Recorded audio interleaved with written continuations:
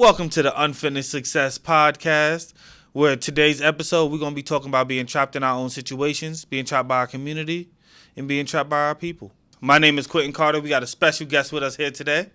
What's good? It's GriMM, Michelle's youngest. So just like in my everyday life, right? I like to start my day off with a positive affirmation card. Yeah. Got you. My cards say, today I am accepting.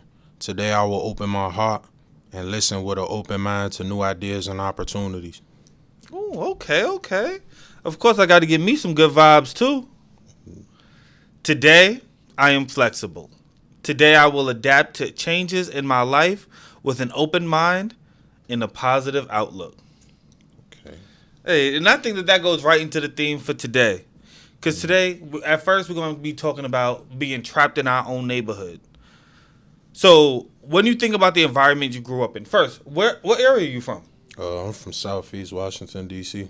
Okay, specific part? Yeah, more specifically the Minnesota and Eli area. I don't attach myself to any neighborhood. I just have my personal preferences on it, but, everybody entitled to their own opinion, so. Yeah. That's real. So, when you think about the environment you grew up in, what messages did it send you about what was possible or impossible for your future? I feel like as far as possibilities, I feel like the environment, more specifically the people in our environment, taught us that, the possibilities are endless, especially when it came to our future. As kids, it's like, you could do anything you set your mind to. You just got to put in the right amount of work, dedication, but we kids, so it's like, I took that to heart. It's just... It's a good and bad and ugly that come with it because, even when we're young, you get exposed to a lot of stuff in your neighborhood, stuff that people can't hide from you. And I honestly feel like where I come from, not just Southeast in general, but D.C. as a whole, it's like survival is kind of everything. It's like it gets praised more than growth. Mm-hmm. So, yeah, it was just like a combination of both. But as far as pertaining to like your future or developing the future, as long as you had the right people in your ear, yeah, it was the possibilities are endless. You could do anything you set your mind to.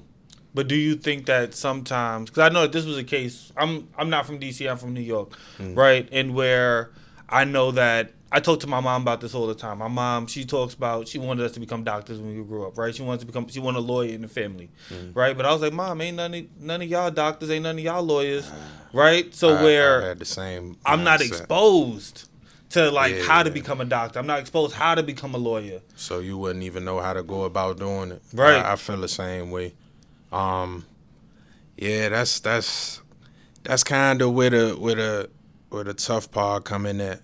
Especially being the first to do anything of your family. Like, it's some people who, be the first in their family to graduate college, the first. Yeah. And that puts an extra amount of, it's not no easy feat. But I feel like as long as you got the right people in your corner, you got that right support system, you could do anything. You could do anything if you got the right support system. You got that one person in your corner that's there with you. You gonna get it done. And I tell people, sometimes, unfortunately, the family that we born with, that's not the family that we need to succeed throughout our lives, right? Sometimes we got to find some new family, right? Build some new bread, right? It kind of take me back at the back on track thing when the guy said that some people could be in your circle but not in your corner. Kind of resonated with me a lot because that's actually facts. Like, you sometimes you treat your childhood friends and stuff better than your own blood, and it's all due to circumstance. It'd be a lot of stuff that happen that don't really get shared or don't see the light of day that kind of affect relationships and So can you describe a moment when you realized you was living in survival mode instead of chasing hope? Personally, I kind of feel like I've been in survival mode my whole life. I guess I have a specific moment, but I ain't gonna lie, I kind of been seeing violence ever since I was a kid. Like, it was just a matter of how much my mom could shield me from it, you know? Yeah. And growing up, I just used to put myself in this mentality where it's like, if I see it happening to somebody else, I could picture it happening to me too. And I'm just like damn, I can't let that happen to me. Like, and I ain't gonna lie, it ain't nothing different than nobody else in the city ain't see, you know, but I used to see people get shot, stabbed, and all kinds of stuff. And the first thing I tell myself is, nah, I can't, you know, I can't let them do me like that. But,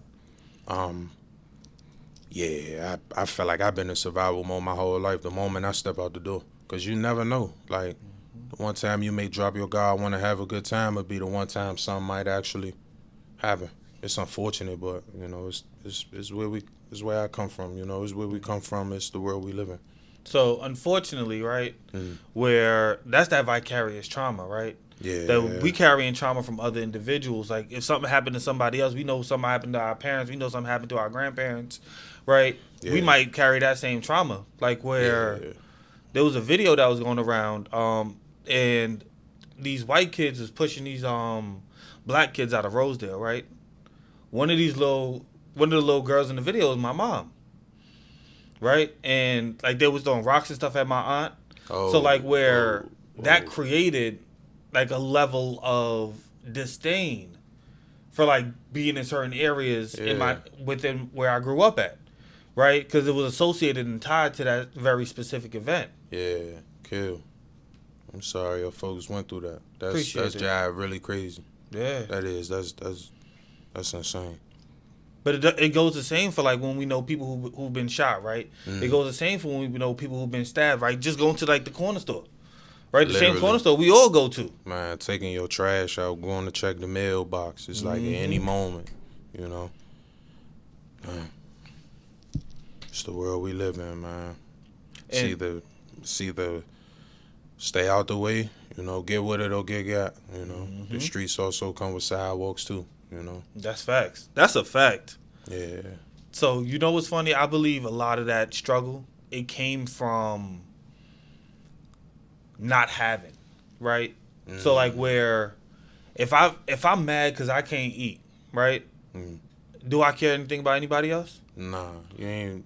You focused on what you got going on. You blinded to everything else. Yeah. And that's where I feel like all the violence come from, because you know you focused on making your situation better. You're not thinking about what the next person going through. The next person could be going through the same exact thing going through, but you're not paying that no mind. You know, my stomach empty, my stomach growling. You know what I'm saying? Right. I'm trying to eat. I know he trying to eat too. But, you know, we going to compete and may the best man win. Whoever win, get the food. Only one steak at the end of the day. Niggas turn primitive, you know? Yeah, it's crazy. So what is something that people often misunderstand about living in poverty that someone on the inside can only understand? I mean, I feel like a common misunderstanding is, I feel like poverty kind of like, it's more than just like not having food or not having money.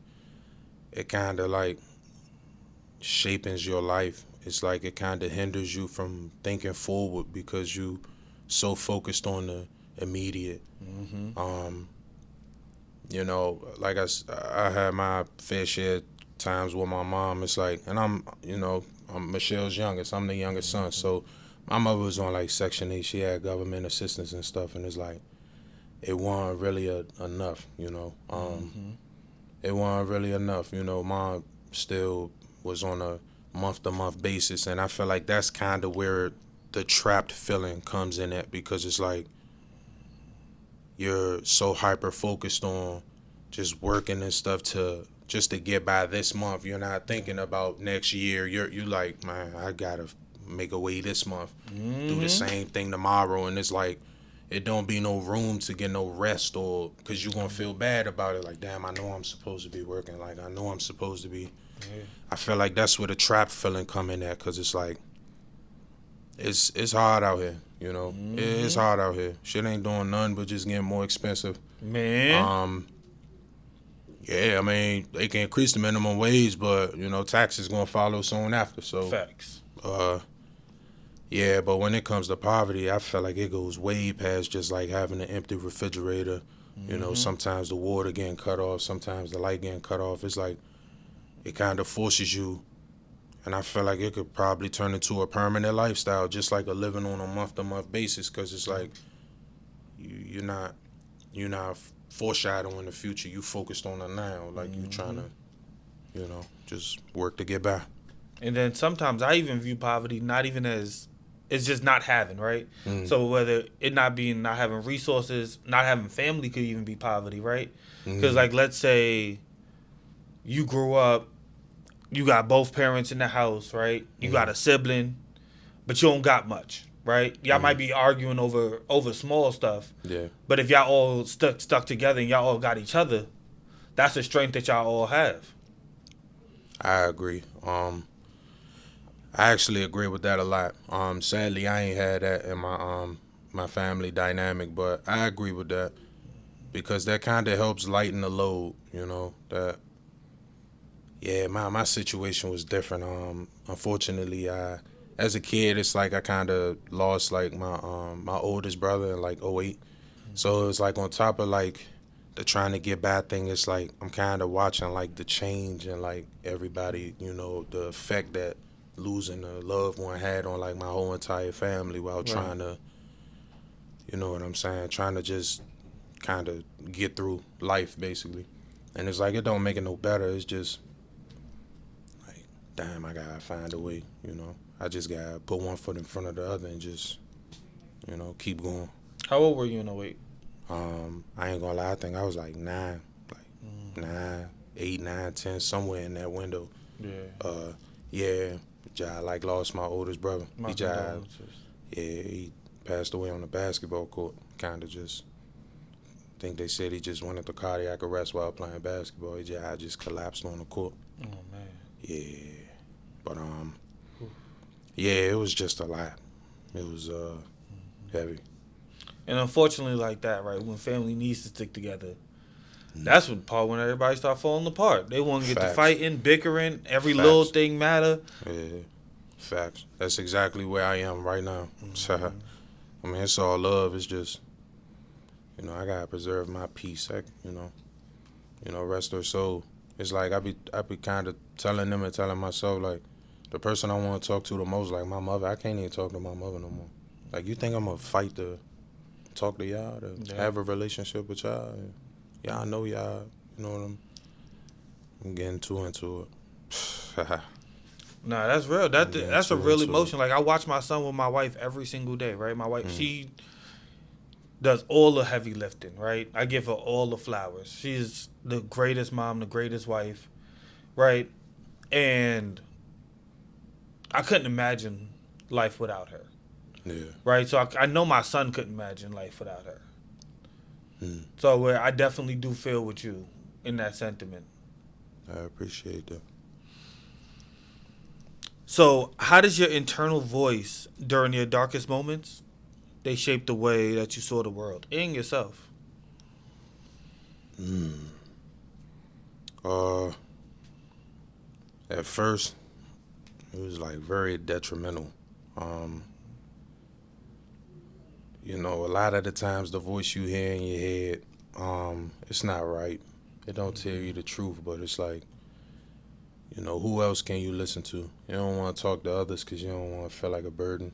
Mm-hmm. Or sometimes you may just feel like they truly can't relate to you. It's like, I could tell you about where I come from, my journey, but it's like the words not going to hit the way they supposed to because you can't resonate with me. Like, you That's real. genuinely can't feel the pain I feel when I say the words I say, type of Mm-hmm. thing. Um, I feel like, without putting too much of my business out there, it's just the journey I had to go through. I had to kind of tell myself, like, I had to kind of teach myself to sit with my thoughts, the good, the bad, and the ugly, and not let it reshape my reality or, like, change my world. And it's still dead. I can't. You don't win all the battles. Facts. You don't talk about. That's if people even hear about it. You lose a lot of. I feel like a lot of people lose a lot of the battles they don't talk about. Mm-hmm. Um, But just gotta put one foot in front of the other. You know, that's what I try to do myself. And every little instance of, you know, every little move I make that keeps me moving kind of contributes to me rebuilding myself. You know, you're not gonna feel it. You may never feel it. You know, you may still feel numb to it, but you know, you can't let it stop you. You gotta keep going. Find a way to keep going. And that's why like men like Mr. Alexander, right? Nah, it's kill. So powerful. Shout out Mr. A. Yeah. Because where he may not have had people to help him through these situations, but that doesn't mean that he's gonna watch other people go through these same situations that had nobody help support them. Real loud. Yeah, good man. I remember when I first met him, like even before when Miss Graham was still in charge of the gym, when I first met him. And it's like the vibe I got from him, I'm like, bro, I realized I was talking to this man outside the building, bro. And I was telling that man, like, everything, bro. I was telling him about, like, my family and stuff. I was going, telling him where I came from. And I'm like, that was all for me first meeting him, bro. Like, This was way before the back on track and all that, like, before I even got into the program. Yeah, he a good dude. He really is, though. Like, he one of them ones, like, you don't feel like he judging you. You know, he just want to see you win. And you rarely bump into a lot of people like that. And when you get somebody like that in your corner, it give you a different type of confidence. You know, it's like I don't want bruh see me looking crazy. I don't care how everybody else see me, but it's like, you know, bruh see a lot in me, so I can't let him see me, you know, looking crazy or let him down. You know. And that's gonna be you for the next generation, right? So Facts. where you extremely resilient, extremely strong, right? Extremely intelligent, right? Extremely hardworking, and extremely relatable as well. Like the stories, the impacts that you have are limitless. Yeah. So that same impact, that same ripple effect that Mr. A he was able to have on y'all, we gotta have that same effect on the youth younger than us. Yeah. Shout out to Mr. A again. So what moment did you realize your mindset started changing? What moment did you realize that you was like, you know what, I'm done with this cycle. I need to break out this cycle.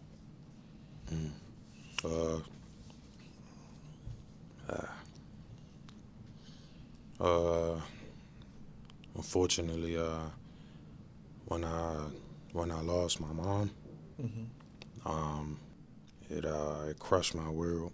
But at the same time, it kind of like opened my eyes to everything that she was trying to shield me from. You know, it's like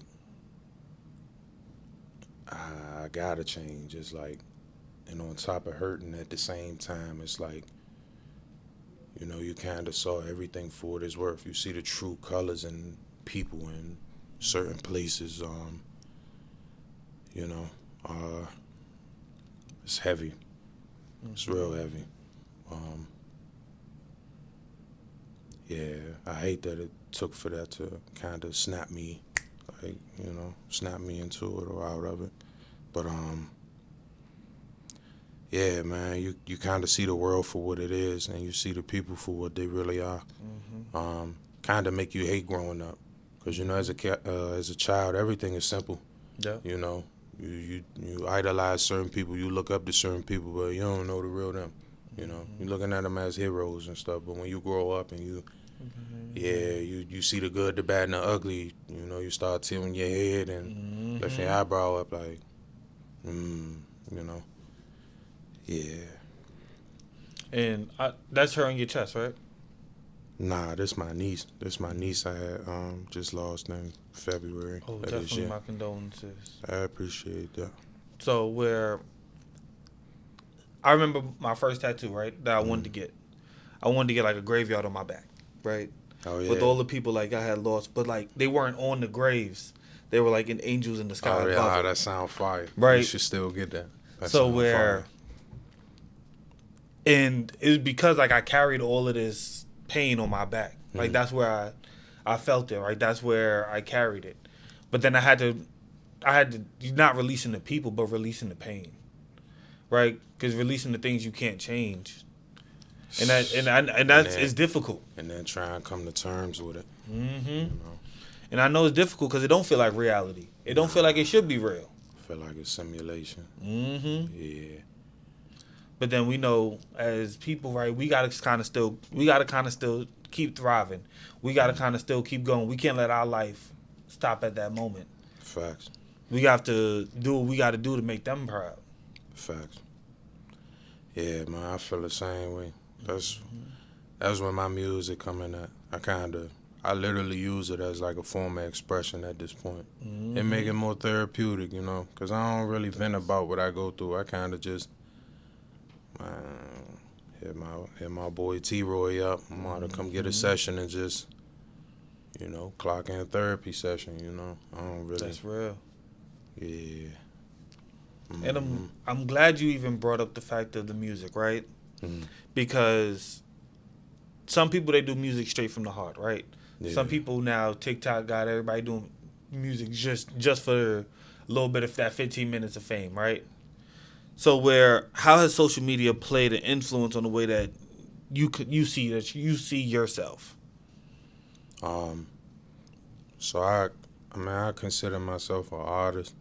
So I kind of take a lot of, I say pride in my image, but I also take my image serious too. I feel like the problem with social media is that a lot of people get lost in it to the point where it's like they kind of get obsessed with like the clicks, the views, and the virality, and just the engagement. I feel like they get obsessed with it to the point where they like start getting lost in who they are offline, like when they not on social media, and that contribute to a lot of the problems and, you know, violence that kind of go on. 100%. Because they get stupid.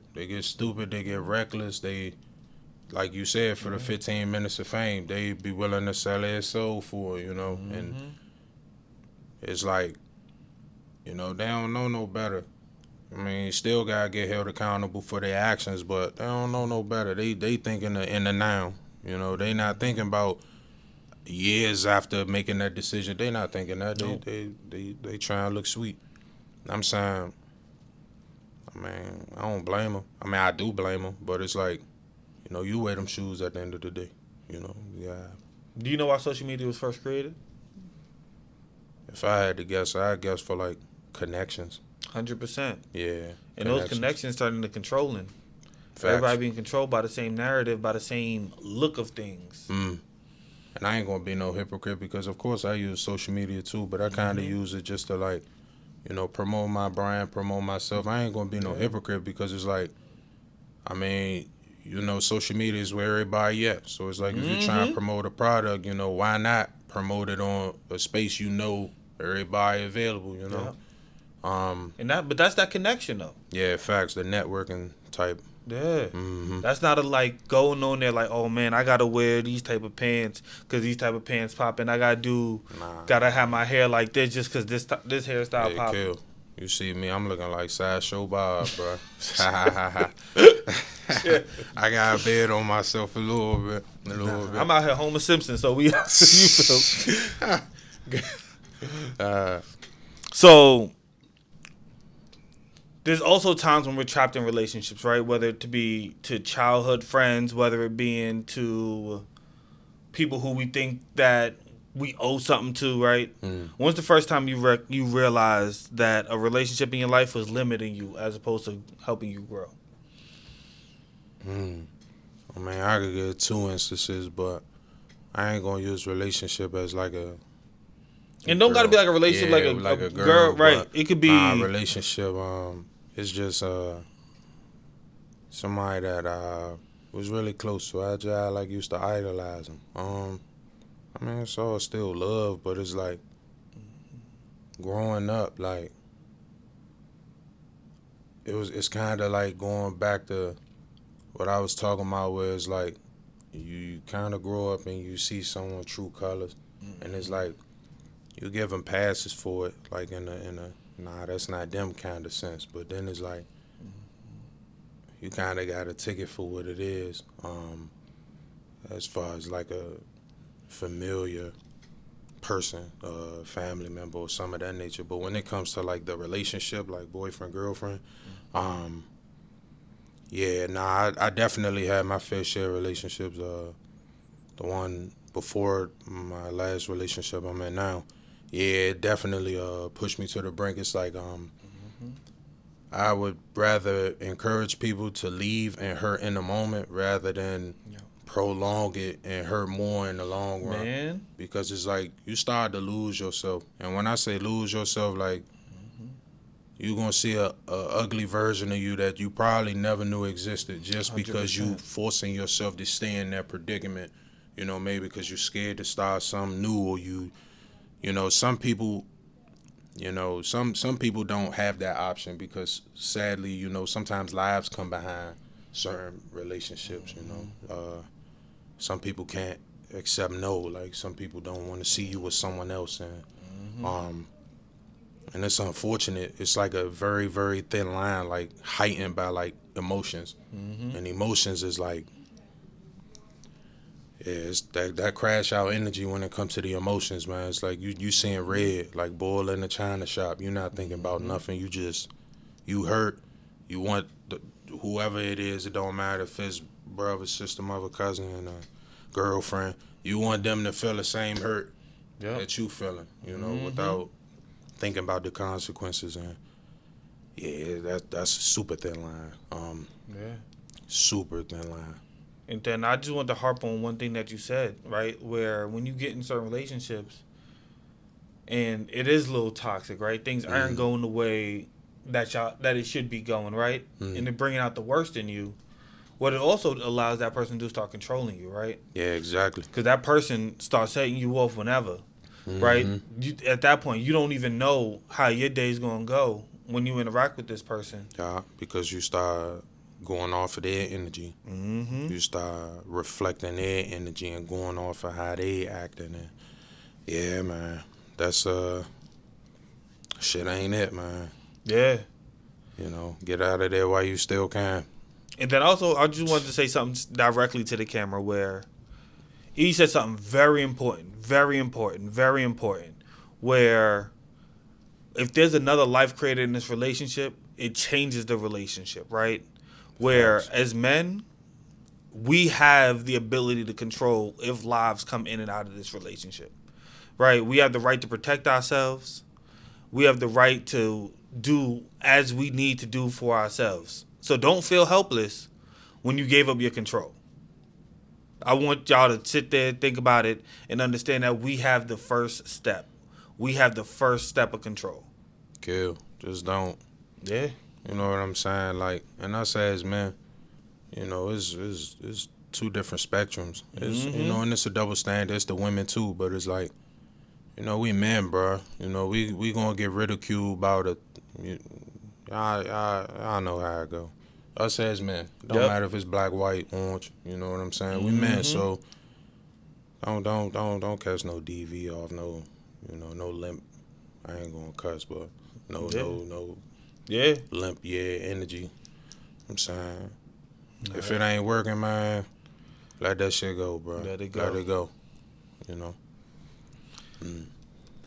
And then the last topic we're gonna talk about, trapped by circumstances, right? So after everything changed, what part of your lives was the oldest part to let go? You said what part was the? What part of your old life was the hardest part to let go? As you changed, as you continue to grow. Was the hardest? The hardest. I ain't gonna lie. I feel like the hardest part for me to let go, it just was my family. Like, I'm just big on family. I love my family, man. It's just, you know, as a kid, I'm the youngest, you know. I'm put in the room with my siblings, like, man, you remember these faces. Anything that happen, anytime you're in trouble, like, these gonna be the people that's there for you. It's like growing up, it's like damn, like my family done crossed me and put me through shit that nobody on the outside, like, never, You know what I'm saying? Like they just like they used to talk crazy about me. Like they put a nigga through some shit. And I used to always write it off like, man, it's all right, bro. That's still family. I still love them, man. Then it's like it get to a point where it's like, how many chances I'm gonna keep giving you? Like, damn, you know, I'm just grown now. You know, I ain't little no more. I ain't going like that no more. But I'm just, you know, I feel like that was the hardest part to let go, cause it's like those the people you can't choose. You can't choose your family, so. I feel like that's the hardest part, and then it was just heightened because, you know, we losing relatives. Like, you know, nobody getting younger. Everybody just dying and shit. And I mean, it be hurting me, but I know what come with them. Right. So I'm able to kind of like make that boundary for myself where it's like, I mean, if it happened, it happened. I know how to go about it if it does happen, but I'm not pushing for it to happen no more. Because I was that one who was pushing for it to happen, to be on good terms with my folks while they was, bro, they was talking crazy about me. Like, behind my back, like, all seriousness, like. But, I feel like that's the hardest thing to let go, you know? Shit different.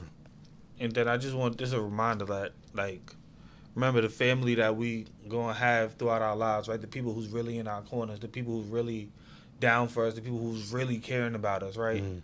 Yeah. That's our family. Nah, for real. Shout out Twizzop, man. Shout out Two Beans. Shout out Ant, man. Love y'all, bro. You know, hold people close. And so, I know you said you doing your music. Music's real therapeutic. What's next for us?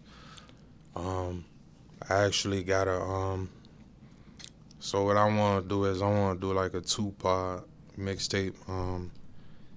I experiment a lot with my music. You gonna hear it. I ain't gonna hold you. It's different, but it's different in the sense of like it's out of the norm coming from the city. Still good though. I put a lot of work into my craft. It's just not the norm. Like, but it's definitely gonna be good, man. My first mixtape is gonna be Talk to the Reaper. And then the second one gonna be like, not necessarily like an R&B type, but yeah, kind of sort of. I'm name it Michelle's Youngest, you know, like pay homage to my Dukes. That's love. Yeah, man. Other than that, man, I'm about to shoot these videos. You know what I'm saying? Try and do more appearances and like I was telling the guys earlier, just put my face out there because people can hear the music. I got a small little cult following, some in the city, some in B-Moon, some in New York, blah, blah, blah. But it's like I kind of got to put my face out there so they could put the face with the name and put the name with the music. And there you go. Everything could come full circle. But, yeah, man, I'm going to get there. Where could they catch you at? On Instagram at Michelle's Youngest. What about your music? Yeah, Apple Music, GriMM, 2 capital GRIMM, 2 capital M's at the end, capital G. You know what I'm saying? Check me out. You got any videos dropping on YouTube? Yeah, all my videos dropping on YouTube. One of my favorites, Long Later Man. I could check that video out. As soon as you go to my Instagram, everything else gonna be in there. Link in bio. You know what I'm saying? Yeah, it's all love, man. Just support it. All right, I appreciate you coming sitting down with us today. I appreciate you for having me, bro.